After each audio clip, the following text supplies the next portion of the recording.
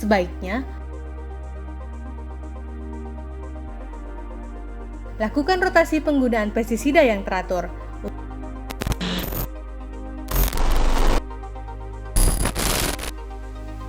Pengendalian busuk buah pada tanaman kakao. Beberapa waktu lalu, kami share tentang kondisi kebun yang sedang terserang penyakit busuk buah kakao. Beberapa pertanyaan yang muncul adalah, kenapa tidak ada solusi untuk pengendaliannya? Nah, di kesempatan ini kami akan share mengenai pengendalian busuk buah pada tanaman kakao. Penyakit ini, pada intensitas serangan yang tinggi, dapat menyebabkan penurunan hasil hingga 85%. Sehingga penyakit ini hampir sama perhatiannya dengan serangan PBK. Busuk buah kakao pada dasarnya disebabkan oleh dua patogen atau dua jenis jamur. 1. Busuk buah kakao karena serangan jamur Phytophthora palmivora. Gejala serangannya adalah seperti ini. Infeksi dapat terjadi pada buah-buah yang masih pentil muda hingga buah-buah yang sudah siap dipetik. Gejala serangan awal berupa bercak coklat pada permukaan buah, umumnya pada ujung buah atau pangkal buah yang lembab dan basah. Selanjutnya, bercak membesar hingga menutupi semua bagian kulit buah. Saat kondisi cuaca lembab, pada permukaan bercak tersebut akan tampak miselium dan spora jamur berwarna putih. Miselium dan spora inilah yang menjadi alat reproduksi dari Phytophthora palmivora untuk melakukan penyebaran dan penularan penyakit busuk buah ke buah-buah kakao yang masih sehat. 2. Busuk buah karena infeksi jamur Colletotrichum atau Anthracnose.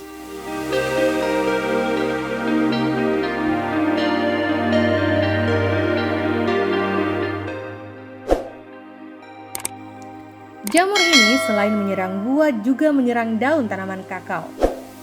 Gejala serangan ditandai dengan terjadinya nekrosis berwarna coklat, di mana jaringan kulit atau daun menghitam. Setelah buah berkembang, maka bintik nekrosis tersebut berkembang menjadi bercak seperti berlubang, dan terjadinya jaringan yang mati, mengerut, dan kering.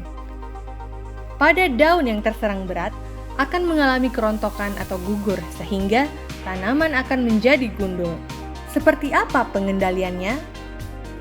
Yang pertama, lakukan praktek perkebunan yang baik atau good agriculture practices yang tepat.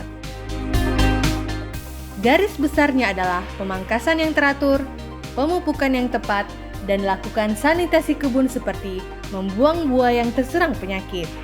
Lakukan juga sanitasi gulma, pengelolaan tanaman pelindung, drainase kebun, serta yang paling mendasarkan, jaga kebun agar tidak lembab.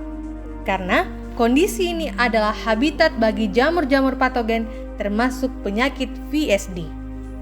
Cara yang kedua, gunakan klon kakao yang unggul dan resisten jamur. Beberapa klon tanaman kakao yang direkomendasikan seperti Sulawesi 1, Sulawesi 2, MCC 01, MCC 02, dan beberapa klon lokal lainnya. Yang ketiga, tingkatkan penggunaan pupuk fosfat dan kalium. Ini bagian dari pemupukan yang tepat.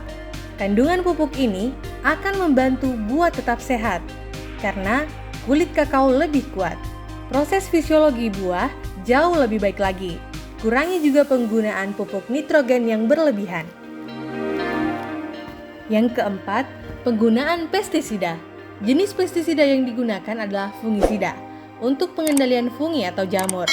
Beberapa yang efektif digunakan untuk menekan pertumbuhan jamur adalah fungisida berbahan aktif difeconazole, azoxystrobin, tembaga sulfat, copper oxide, ziram, dan beberapa fungisida lainnya. Sebaiknya, lakukan rotasi penggunaan pestisida yang teratur. Untuk dosis, silakan ikuti petunjuk penggunaan masing-masing fungisida tersebut. Jangan gunakan dosis di luar rekomendasi, karena ini akan menyebabkan patogen lebih resisten dan pertimbangkan keselamatan dan kesehatan dari kebun dan kita. Yang terakhir, jangan menyerah karena tidak ada usaha yang sia-sia. Kerja yang ikhlas karena pertanian adalah peradaban yang mulia. Salam agronomis.